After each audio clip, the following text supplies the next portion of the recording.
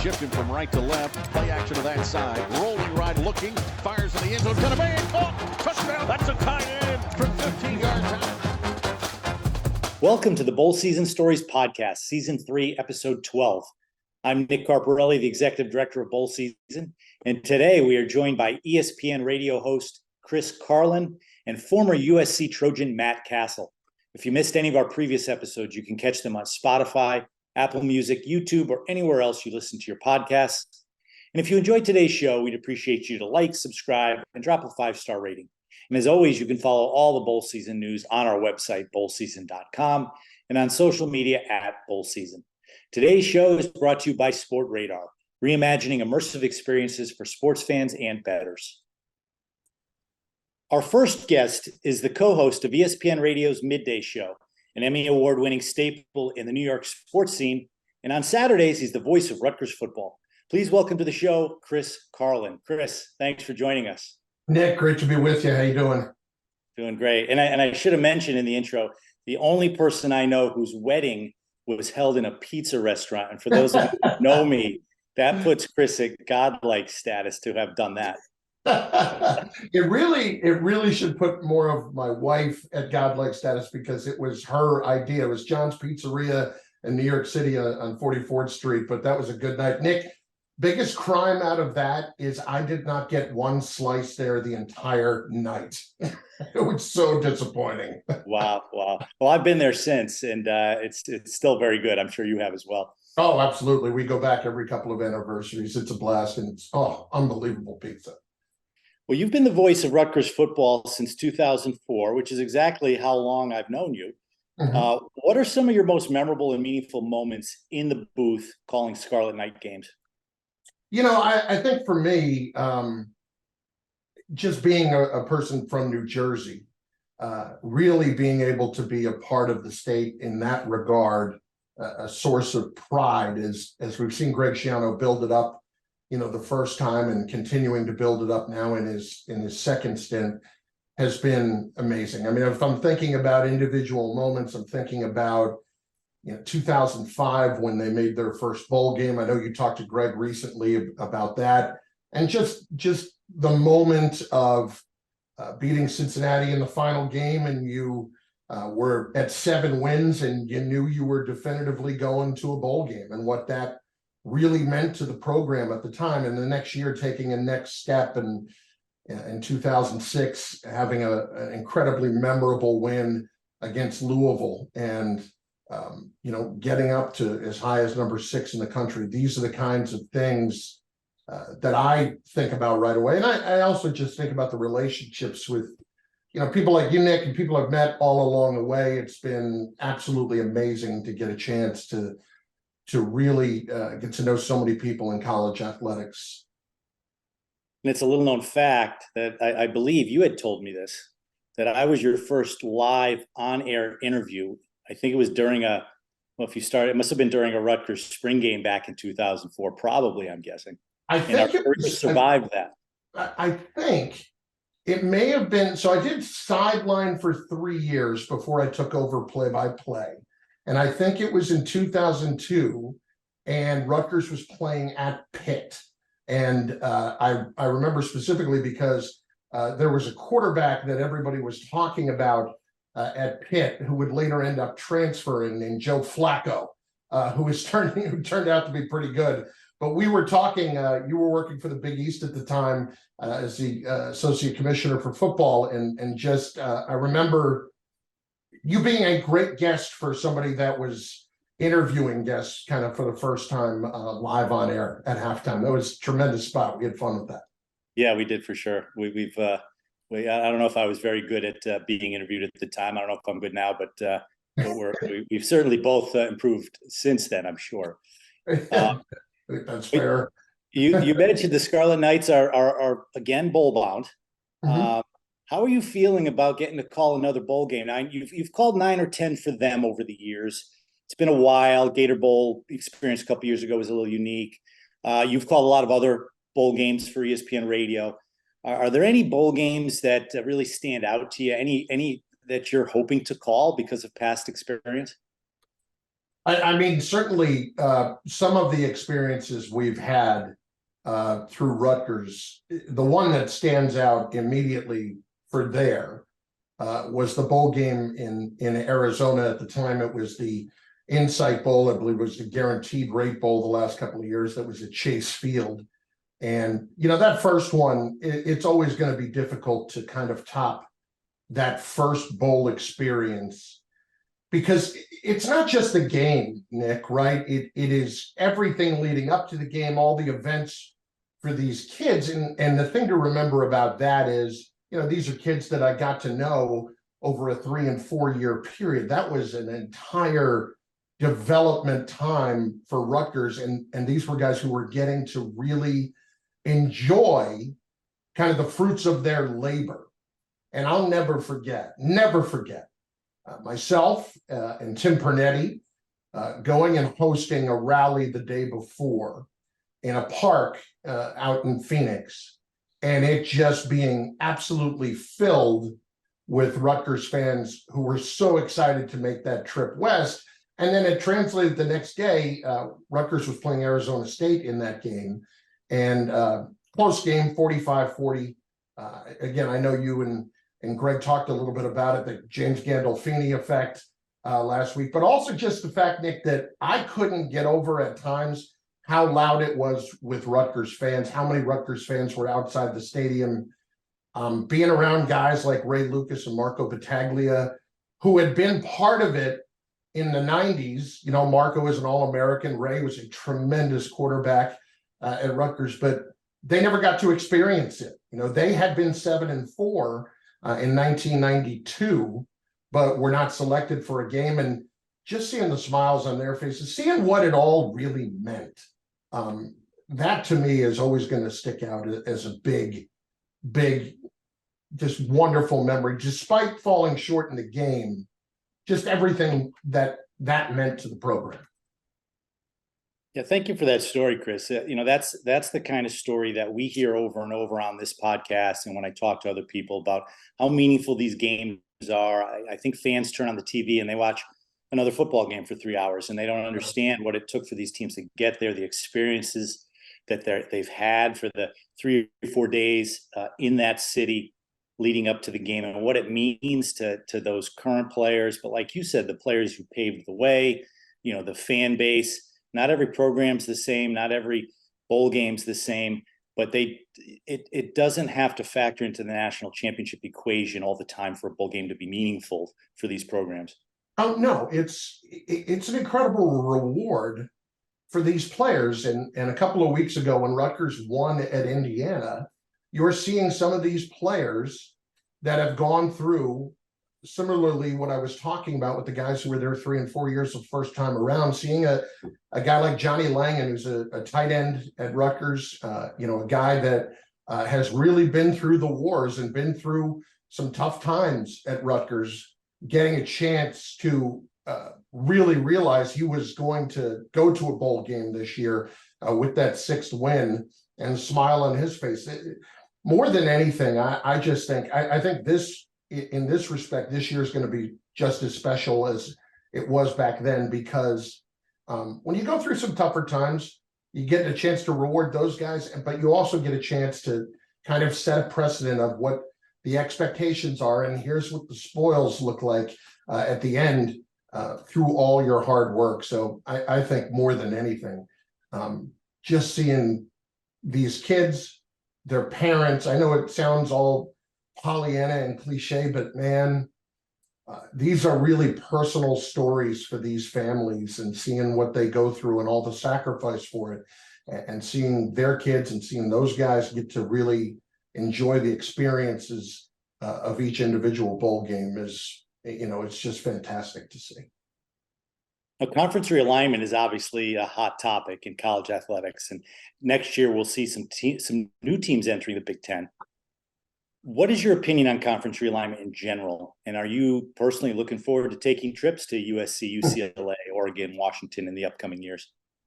You know what it is, Nick? To me, it's a necessity across the board. It is, you are constantly growing and evolving, or if you're just staying pat and happy with what the status quo is, you end up in a much worse position. And I think, and it's not speaking ill of any other conferences or anything, but it's just you constantly have to be looking at it from a standpoint of what is going to best suit us in the future. And look, there are problems with it.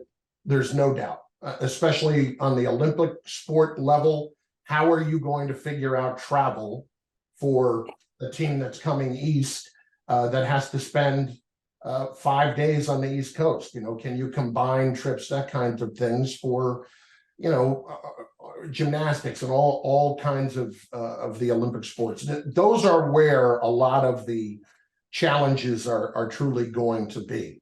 But at the same time, you have to put yourself in a position of strength. And as we know, college athletics is a business, in addition to, you know, character building in a lot of different ways for student athletes. While I don't think it's the most ideal situation to be traveling all over the place, I also understand it completely. And I do think, like, getting these new experiences is going to be cool. You know, we get the schedule this past week of when you're going out to USC next year, when Washington and when UCLA are coming east. And I also think getting a chance to kind of mix up the schedule a bit and getting away from divisions in the Big Ten when it comes to Rutgers in particular is not the worst thing in the world either. It is a tough mountain to climb every year when you know you've got the blue bloods on your schedule every year and you're trying to make real progress and get up there. You don't want the easier schedule or the easier path, but you do want it to be a little bit more of a level playing field. And I think this is going to help solve that problem. Let's shift gears a little bit and get on to a much more interesting topic, your career. And I'm not trying to be funny, because I find your career to be fascinating. I've told you this. You've done a lot of different things in your career. I think it's safe to say you're probably best known for your work in sports talk radio. Today, there are thousands of talk radio shows across the country, but that wasn't always the case. In my opinion, I think a lot of these sports talk radio shows today owe their existence to some extent to one particular show that you worked for at WFAN Radio in New York, the Mike and the Mad Dog Show. ESPN did a great 30 for 30 special on that, and the relationship between Mike Francesa and Chris Mad Dog Russo. It was the standard for sports talk radio for 20 years in the 90s and the 2000s. I can only imagine what that experience was like. Tell us about that. What did you learn? And please share some stories with us. Sure. Everything. Let's start there. I learned everything. I was a kid that went to a small liberal arts college in central New York named Hobart College. And I had never even really considered broadcasting, but I was always a huge sports fan. And I listened to Mike and Chris. They had been around for maybe only a year or two at that point. But I listened to them all the time when I was driving home. I was delivering for a drugstore when I was, in college, home during breaks and such. And I was driving around listening to them all day. And, after graduating and getting an internship at WFAN in 1995, 18 months later, I was working on the show as an assistant producer, which was just surreal enough to begin with for me. But then 6 months in, the producer of the show, a guy named Bob Gelb, who had been the guy for the 8 years that the show had been on the air, basically told me he was leaving and he thought I should take over. And I'm 24 at this point. Really had no business in the job. But I mean, you talk about stepping into the fire of it. There was an expectation and a standard that was set at that point for those guys. Though they were the top of the heap relatively quickly, and they were not giving that up in any way. So you had to be on top of your game each and every day. I'll never forget in 1997, I had the job probably, I don't know, a month or so. And it was the World Series, and it was the Indians at the time and the Marlins. And the manager at Cleveland was Mike Hargrove.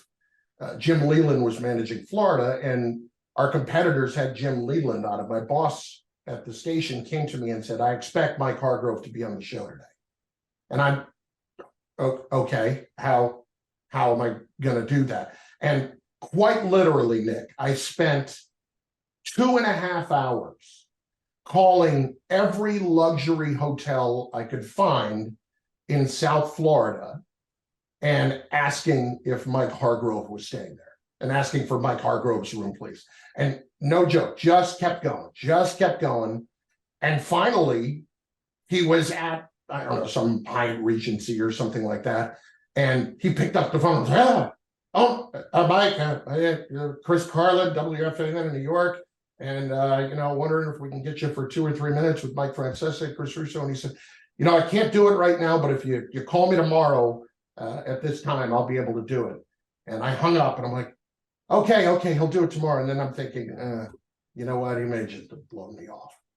And then I called the next day and he was there and he went on the air. And that was my first moment of, oh my God, I can do this. And they were both so happy that we were able to kind of get over that hump. And, just traveling with them over the years was always an experience. Getting to go to Super Bowls and, I've been to 11 Super Bowls now, which is just absurd. And I never would have been to that many had it not been for them. I've been to, college football playoff games. I've been to World Series and Stanley Cup finals and NBA finals.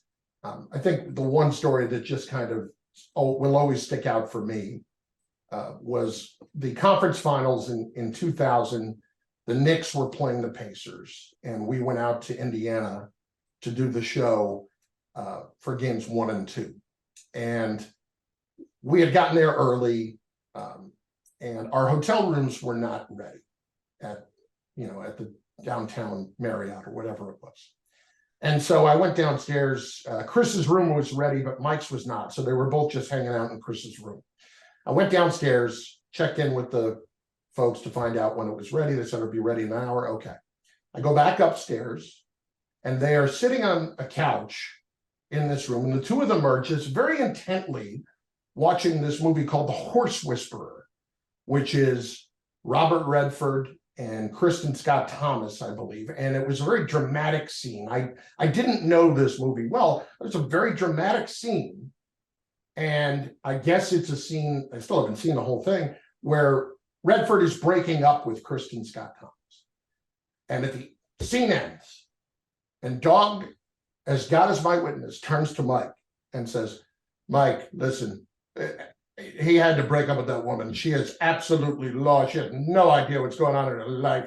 And Mike turns back to him and goes, absolutely right move, as if they were talking about Knicks Pacers that night. So this is what they were, Nick. Like, they just broke everything down in every single situation. And I've droned down there for a bit, but like, that was the essence of what that show was. Everybody who thought things were an act, they were never an act. This is who these guys were.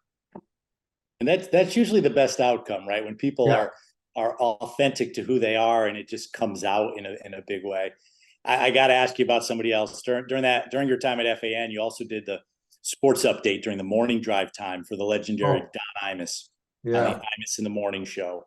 I tell you, of all the famous people I know that have had the opportunity to meet my dad, he's met Coach Belichick and Tom Brady. Like, I think you're his favorite because you were the guy who did the morning sports update on Imus in the Morning, which he listened to religiously. I can only imagine what it was like being around Imus. What can you tell us about that experience? Between Mike and Chris and Imus, I had a lot of hair before that, but it kind of disappeared thereafter. Listen, again, there was a standard. It was a bit stressful, and it was a situation that I was kind of thrown into. They had an issue with the previous sports anchor and needed to make a change pretty quickly. And I had filled in on the show occasionally, and he liked the fact that I was, in his mind, a little bit funny. But you had to bring it every single day for him. It was one of those situations where you're getting up at 3 o'clock in the morning and going to work and just having to be locked in every morning. All right, how can I make this a little bit funnier? Can I find a little bit of a funnier soundbite? I'm not a comedy writer by any stretch, but this is part of what the show is. And when you're in it, you do it.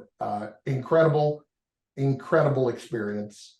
At the end,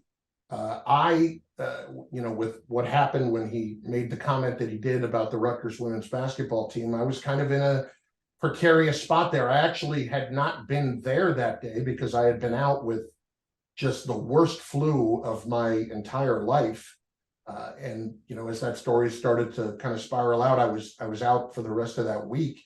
But I'll never forget, Bob Mulcahy at the time was the athletic director at Rutgers, and I had that relationship with Rutgers at the time.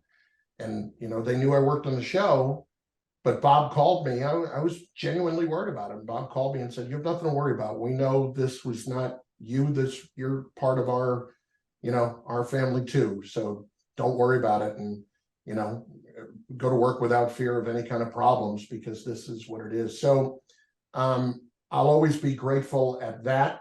I'll be grateful for the opportunities that were afforded to me because of that show, certainly. But it was not without its bumpy times, for sure. There were easily 3 or 4 times along the way where I thought, no, I'm done. He's going to get rid of me here because I'm just not bringing it enough.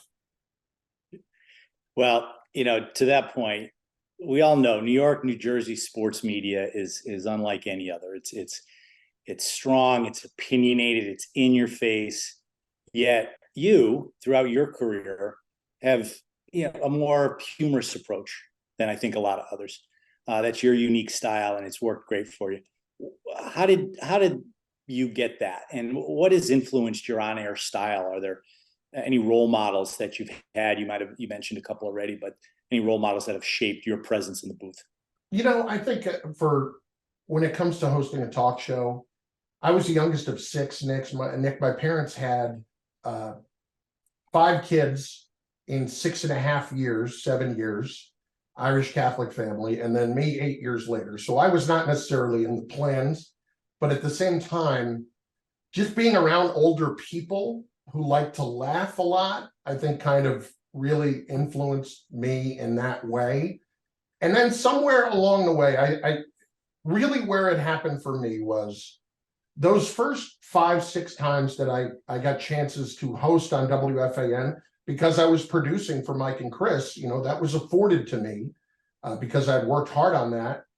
My boss at the time just really hated me on the air. I was too focused. The first time I ever hosted was Selection Sunday in 2001. And they were entirely so annoyed with me because I was too locked in on, I got to know everything. I was so worried about getting caught with my pants down in a situation where I didn't know something. And so I hosted 4 or 5 times more, and I was very stiff. And then finally, one Sunday, I'll never forget, it was in that summer, and I just went in and I just said, you know what, this is not really working anyway, so just don't have fun with the callers, just screw around, just whatever. And that's what I did. And the next day, my boss said, that's it. That's what I'm looking for. So I know it'll sound like I'm just being funny or whatever. My mantra in my career has always been, if you let me be an idiot, we're going to be fine. So I'm not going to put you in any trouble. You're saying you're good at that. Yeah, so I excel at that. Like when I worked in TV at SNY, I used to have a little saying right in front of my computer that just said, nothing is too stupid, to try to have fun with, just because that's who I am. I'm not somebody that has ever taken himself entirely too seriously. I'll happily make fun of myself. And I think that certainly helps me connect with an audience, more than any. I'm never going to be the guy that is going to scream and yell and tell you why, tell you why you're an idiot or anything like that. But I will get passionate about topics, and I will have opinions that will annoy you. Hopefully, just within the same 20 minutes, I will make you chuckle. And that's what I'm hoping keeps you around. Well, Chris, thanks for joining us. Thanks for sharing those stories. Really appreciate our friendship over the years. Really enjoy listening to you on air. You can catch Chris on ESPN Radio every day from 12 to 3 on the midday show. Chris, thanks for all you do for college football, for all the listeners, for Rutgers football, and hopefully we'll see each other at the Rutgers Bowl game this year. I'm looking forward to it, Nick. There's no better sport than college football. Thanks, Chris. Take care. TaxAct knows watching college football is fun. Doing your taxes? Not so much. That's why they make filing simple. So let's get them over with. TaxAct, the official tax filing software of bowl season. Go to taxact.com to get started today. Our next guest played 14 seasons in the NFL after spending 4 years as a USC Trojan. He now spends his fall Saturdays with NBC as a Big Ten football analyst. Please welcome to the show, Matt Cassel. Matt, thanks for joining us. Oh, happy to be here. Nothing I'd like to do more. I'm here in South Bend right now, man, getting ready for this USC Notre Dame rivalry. It's going to be awesome. Awesome.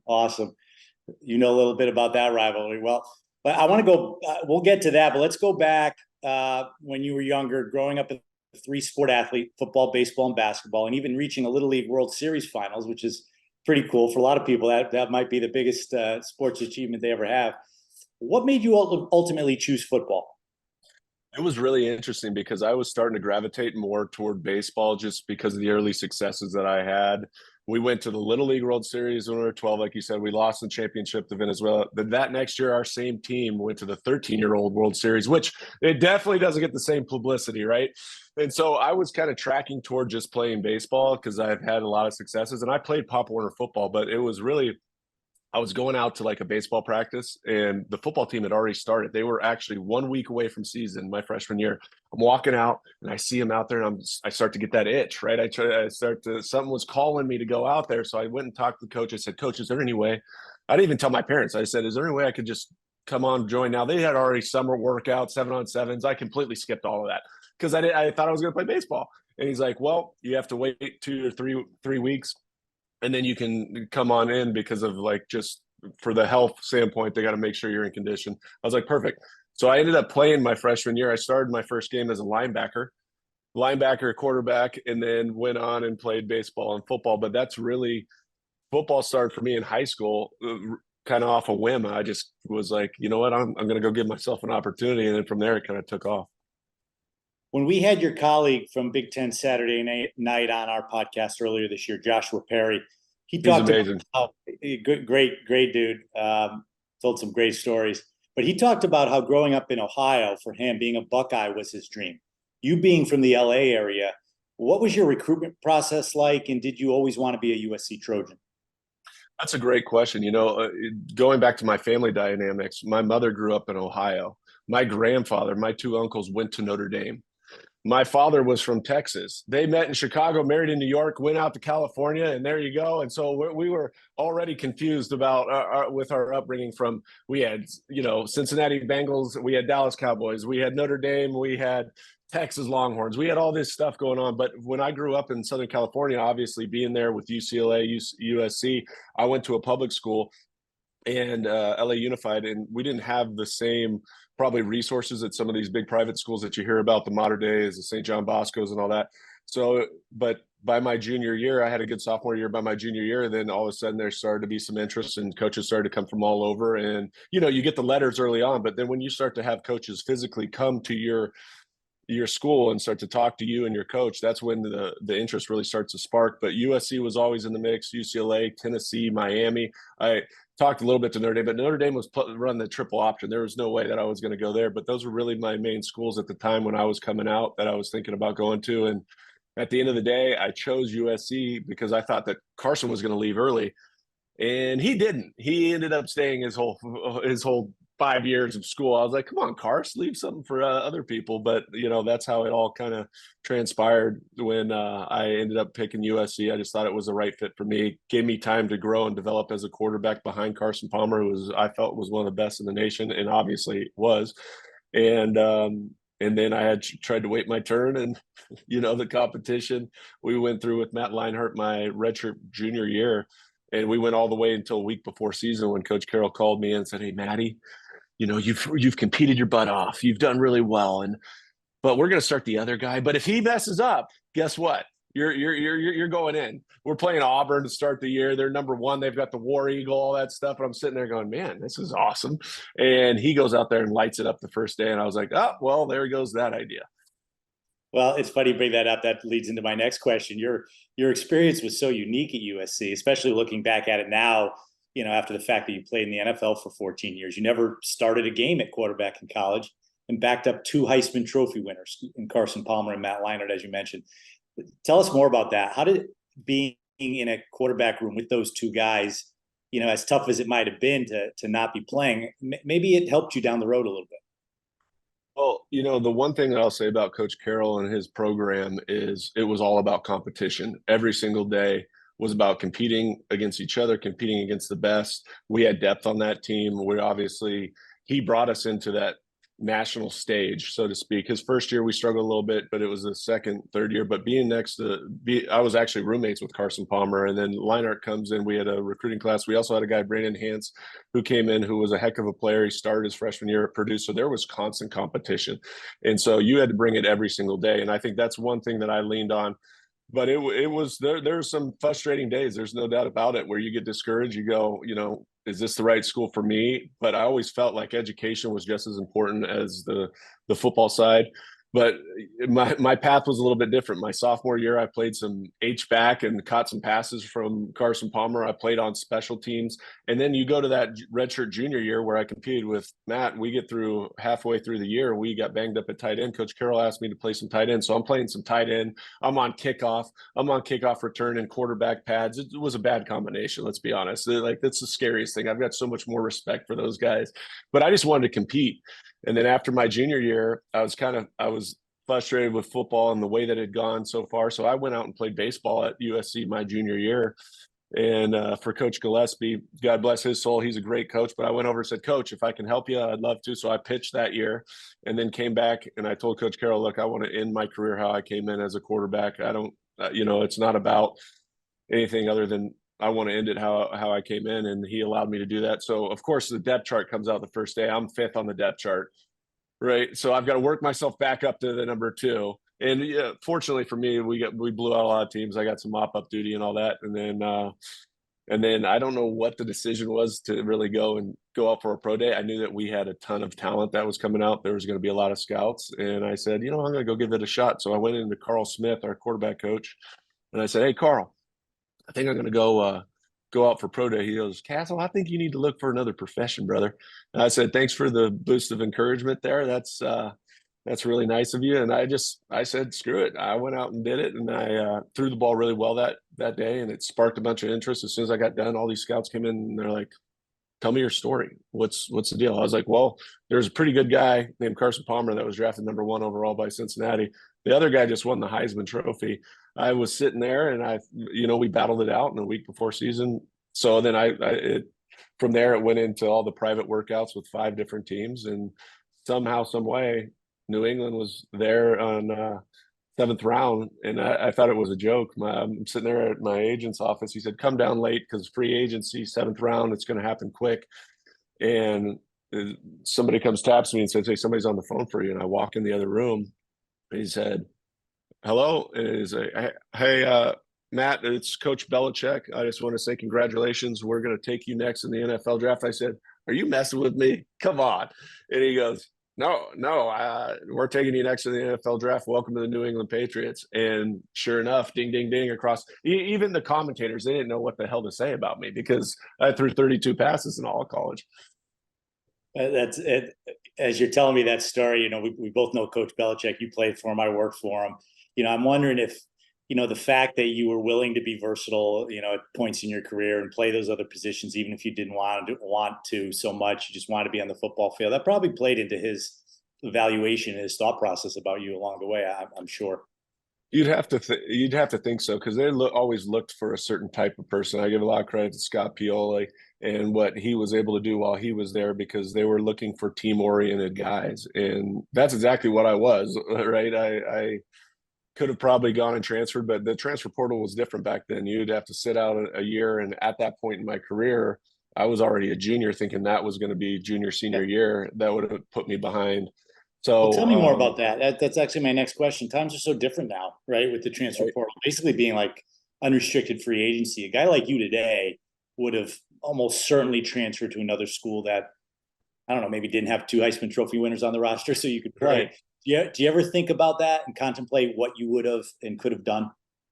I do, because I think that I would have been one of those candidates that if I really wanted to go compete and show what I could do, that I would have probably been able to go to another school, get myself into the portal, and be able to play right away. And so the dynamics have completely changed. The landscape of college football is open free agency every single year, and you see it with all these different teams and all these different quarterbacks that are playing, whether it's Penix, whether it's the guy up in Oregon State. I mean, if you've got so many different quarterbacks that have made that decision to go give themselves an opportunity to play, to prove themselves on the field so that they can produce that film for the NFL guys. And yeah, but back then it didn't exist. So I was one of those people that kind of got stuck in that situation.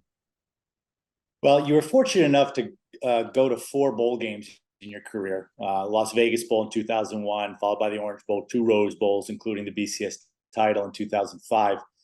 People who watch bowl games, they turn on the TV and they watch a game, like they do any other game, but they don't realize everything that goes into it. The fact that you're there 5 or 6 days, and the memories that you create with your friends, being in a unique place at that point in your life. Tell us about that.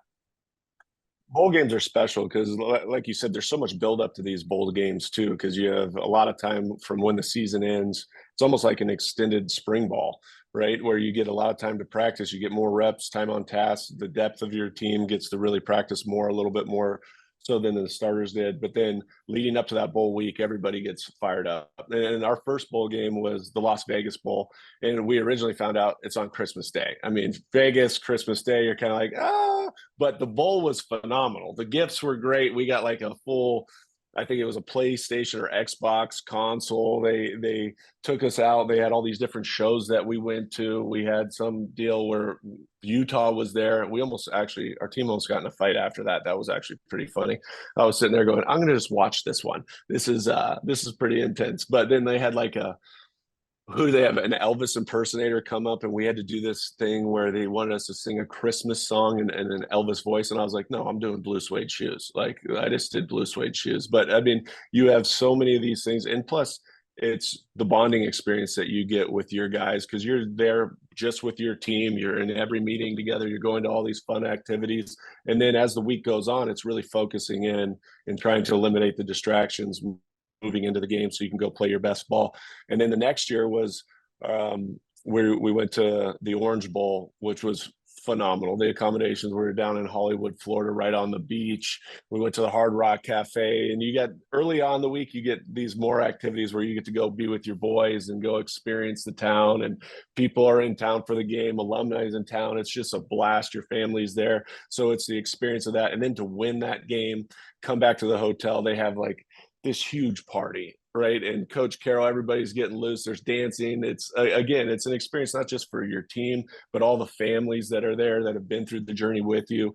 My grandfather was there, my grandmother.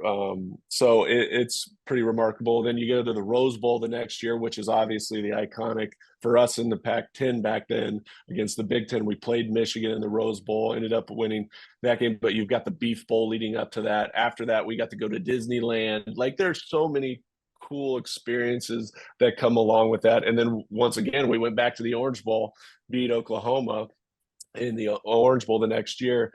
And they do such a remarkable job, all the committees that put these bowl events together and the different activities that we get to do as a team. It's a special time. And I think everybody on that team really remembers those. And those are memories that we all cherish. With the college football playoff expanding from 4 teams to 12 next year and being further integrated into the bowl system, what impact do you think that expanded playoff will have on the college football landscape? I'm so excited about it because you can have a 1-2 loss team, right, that is playing their best football at the end of the year. Because you look at the Pac-12 right now with the stacked group that they have, and you say, well, they're going to cannibalize each other at some point because you've got Oregon, Washington playing each other this week. Somebody's going to have a 1 loss after that. You've got USC hasn't even hit the meat of their schedule. They still have to play Washington, Oregon. But these are teams that are still considered some of the best in the nation. But you just have to get into that 12. And I think the matchups will be fascinating when you get into this 12. So I'm a big proponent of it. I think it's going to do great things for college sports. And a lot of these teams that have been on the outside looking in that probably could compete in a college football playoff, but now they'll have that opportunity too. Yeah, no doubt. I think we're all looking forward to that. You mentioned that you played baseball for a season at USC. We've seen a number of NFL players get drafted in Major League Baseball as well. Patrick Mahomes, Kyler Murray, Russell Wilson, current guys. You were also one of those guys. You were drafted by the A's in the 2004 draft. What was that like? Did that come out of nowhere as well? And was there a moment you said, "Hey, maybe I should give this a try"? It came out of nowhere for sure, because they definitely were drafting off of potential, not off my stats. Because I remember going down to Tulane that year and just getting raked all over the field. I think I gave up 5 runs in 1 inning. I was like, "Oh man, that's not good." But both my older brother and my younger brother both played minor league baseball. My older brother had some up and down trips, like call-ups in the major leagues, had about 5 or 6 starts in the majors, where my younger brother, he was drafted in the 7th round by the White Sox and unfortunately blew out his shoulder. I think it was his 2nd year or something. So we came kind of from a baseball background. So I always had a love for baseball. I thought about it, but then I think they probably offered like $1,000 and a bus ticket out to wherever I was going to go. I was like, I'm going to go back and play one more year of football and figure that out. And then if it came down to it, I always had another year of eligibility for baseball as well. Now that you're working on Big Ten Saturday night and with your alma mater, USC, joining the Big Ten next season, it's going to take me a while to get used to that one. I know. What's your perspective on conference realignment and the fact that the Pac-12, as we know it, will no longer exist? Yeah, it's sad, especially with the way that the Pac-12 has been playing this year, and the competition level is as good as anybody in the country. But at the same time, it was kind of inevitable, just based on, as you well know, everybody's trying to get their bag of money. And this was an opportunity for this, not only their football program, but for their entire sports program, for the longevity to be able to cash in. And I think it's going to be an exciting time. Now, it's going to take some time to get adjusted to it, because a lot of times when you look at these schools in the Pac-12 or Big Ten, it's regional rivalries, where now you're expanding it from USC, UCLA, Washington, Oregon, all coming into the Big Ten. But I think it'll make up favorable matchups. They're going to dissolve the different divisions of the East and West. It's going to be one full conference, so the game slates will be a little bit different. But at the same time, you're going to get big brand football, right? You're going to get USC, Ohio State. You're going to get Oregon, Michigan. You're going to get some of the Washington, whoever. I mean, it's going to be a lot of fun to watch, and it's going to be the new norm. So it'll be, I think, a lot of fun to see how it goes this first year in particular, because I think everybody's anticipating it. Well, Matt, thanks so much for joining us. Good luck this weekend. I know you're going to have a lot of fun calling this game in particular, and really happy for you that you've seems like you're having a lot of fun doing what you're doing. I'm really happy for you that you found a great occupation after your playing career is over, and good luck to you, and thanks for your time. I appreciate you. Absolutely. It'll be a lot of fun this weekend. Have a good one. All right. Take care. Vapor Apparel has all your game day essentials, from eco-friendly lightweight sun protection shirts and hoodies to cozy joggers and Sherpa fleece pullovers. Vapor has the layers you need to get outside and stay out longer. Plus, as bowl season's official apparel sponsor, they're creating limited edition shirts for bowl-bound teams made with 100% Reprieve fiber from recycled water bottles. Want to celebrate your team's bowl bid with official bowl-bound gear? Get yours and explore more at bowlseason.com. We now welcome to the show Jackson Burnett, president of Vapor Apparel, and Jay Hertwig, senior vice president of commercialization for Unify, makers of Reprieve. Jackson and Jay, thanks for joining us. Thank you. Thank you, Nick. Jay, I'm going to start with you. You went to Georgia. They've clearly been the most dominant college football program over the course of the past several years, winning back-to-back national championships. What are your expectations the rest of this season? I mean, I could probably guess what they are, but can they do it again? Or is it just too hard to win 3 in a row? Well, Nick, that's the big question. It is the SEC, and it is the gauntlet that they're currently going through. So they've got a lot of challenges in front of them. They got Ole Miss this week. They go to Tennessee the next week. They've got the state championship with Tech the next week, and then possibly Bama. in the SEC championship. So a long way to go for the Dogs, but I can tell you as a member of the Dog Nation, we're feeling good about about the opportunity. But remember, this hasn't been done. A three-peat hadn't been done since the 1930s, I believe.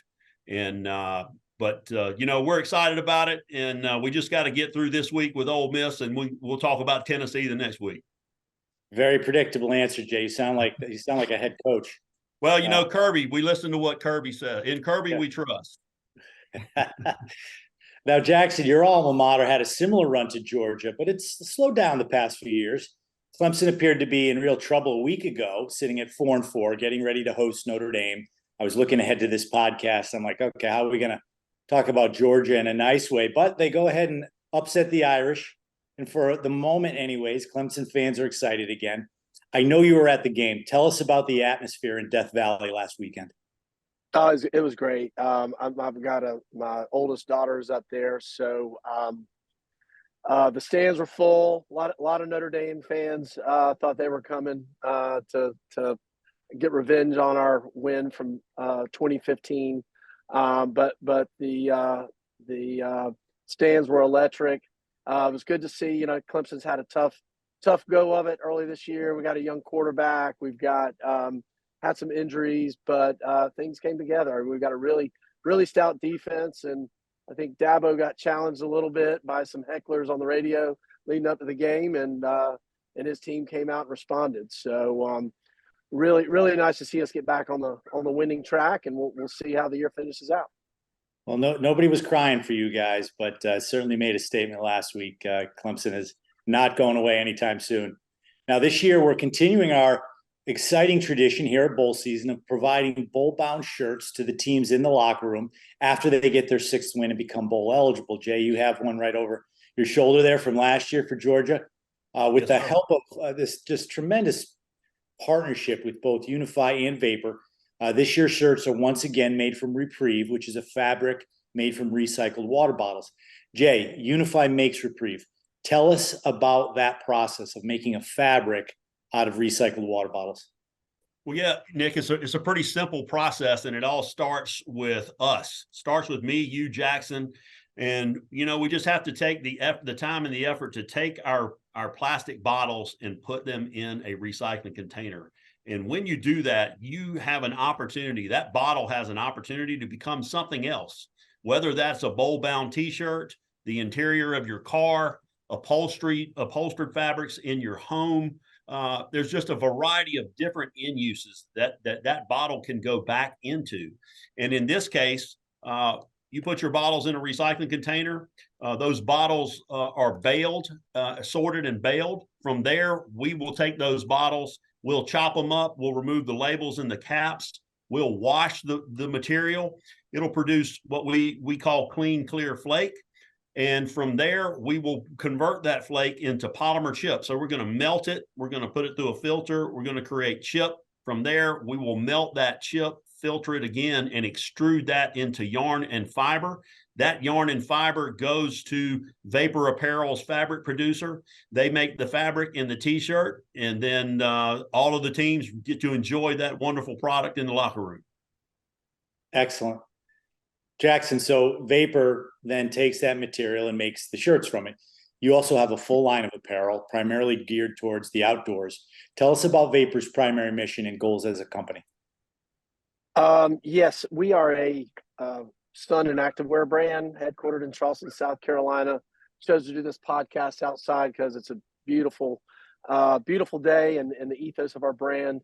We sell our products into the modern outdoor and coastal markets. Basically, we make high performance, technical, comfortable, customizable apparel. We have a brand that we sell D2C in retail, and also do customization for businesses and bowl bound and the colleges, and for the bowl bound program. Sticking with you, Jackson, we currently have 51 teams with 6 or more wins who are bowl bound. There'll be a lot more coming in the upcoming weeks. Clemson has 1 to go now. They're Thanks for reminding me. Hey, it looks a lot better this week than it did last week. in terms of getting there.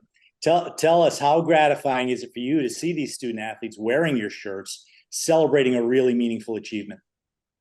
Well, it is really neat to watch this process. I think prior to the bowl bound program, there really wasn't much celebration around getting bowl eligible, and this really gives a lot of teams, the kids, just an opportunity to celebrate that accomplishment. And a season's full of victories and major victories and minor victories, and getting bowl eligible is a big deal. And this is a good way for these kids to celebrate doing that. And you've got teams that are perennial bowl teams every year, and it gives a coach an opportunity to pause and celebrate and then focus on the next goal ahead.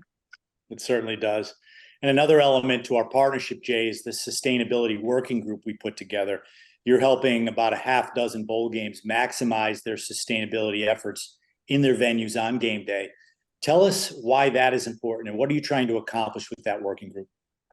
Well, at the end of the day, it's really about creating awareness about recycling and what can happen when you choose to recycle. Obviously at these bowl games, you're going to have anywhere from 50 to 100,000 people in some of these venues. So there's going to be a tremendous amount of plastic in the form of plastic bottles that are going to be consumed at this event. And it's very important for these venues to capture that material and make sure it gets recycled. Beyond that, we're also working with these venues to help them create some data as far as the environmental impact that comes with that. And so, for example, when you recycle bottles, instead of making a new bottle, when you choose to recycle that, put it through the process, you can reduce the energy consumption associated with making a new bottle by up to 45%. You can reduce the water usage that's associated with making a new bottle by up to 20%. And then you can also help reduce carbon emissions by almost 30%. So there's a lot of data that can go in that we can provide these facilities when they go through this process, and they capture as much material and they send it down the right recycling path. Well, I want to personally thank you both for our partnership. It's really a great story of sustainability, as well as celebrating one of the longest running traditions in American sports. We like to say that bowl season is a celebration of college football. I think this is really a celebration of a great partnership as well. So thank you both so much for being on the show. I know you're busy guys, and let's I know we're all rooting for an exciting finish to this year's college football season. Sounds good. Great. Thank you, Nick. Take care, guys. Well, that'll do it for this week's podcast. If you missed any of our past episodes, you can catch them on Spotify, Apple Music, YouTube, or anywhere else you listen to your podcasts. And if you enjoyed today's show, we'd appreciate you to like, subscribe, and drop a 5-star rating. And as always, you can follow all the bowl season news on our website, bowlseason.com, and on social media @bowlseason. Thanks for listening.